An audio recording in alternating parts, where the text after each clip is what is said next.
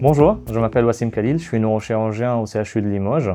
Depuis le début de ma formation, j'étais intéressé par les tumeurs cérébrales et notamment les méningiomes, qui sont censés avoir une évolution simple, mais ce n'est pas toujours le cas.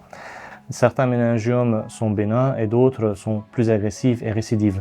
L'OMS, l'Organisation mondiale de la santé, a regroupé les méningiomes en 3 grades, en ordre croissant d'agressivité. De plus, il y a ce qu'on appelle le score de Simpson, ça veut dire combien le chirurgien a pu enlever de cette tumeur-là durant l'intervention, et ces deux-là, ils sont utilisés pour prédire la récidive.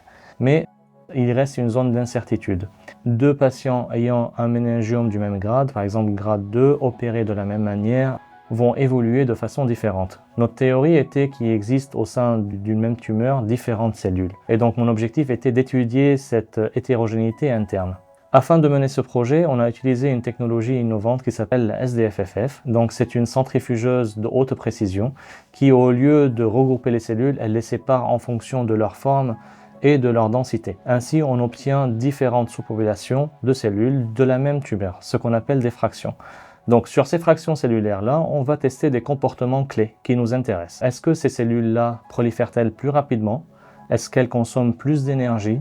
Est-ce qu'elles envahissent d'emblée dans leur milieu? Et aussi, on va s'intéresser sur ce qu'on peut voir sous le microscope, notamment la forme de cellule et l'atypie qui est présente dedans, et les données moléculaires, afin de pouvoir trouver un lien entre ce portrait moléculaire de la cellule et son comportement. Qu'avons-nous observé? On a observé qu'au sein du même lignée cellulaire, il existe une fraction de cellules qui sont capables de proliférer davantage, qui sont plus envahissantes et consomment plus d'énergie.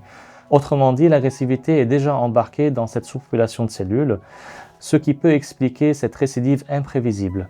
Et donc, on a pu valider notre hypothèse que même au sein d'une lignée cellulaire qui sont censées être homogènes, ce n'est pas le cas. Ceci ouvre la voie sur une nouvelle manière ou une nouvelle façon d'aborder les tumeurs chirurgicales, non pas comme un bloc unique, mais plutôt comme un écosystème vivant et complexe. De plus, ça ouvre la voie sur une médecine personnalisée, c'est-à-dire on peut isoler dès le départ ces sous-populations de cellules agressives dès la prise en charge chirurgicale afin de mieux prédire la récidive et d'adapter en fonction le suivi et le traitement.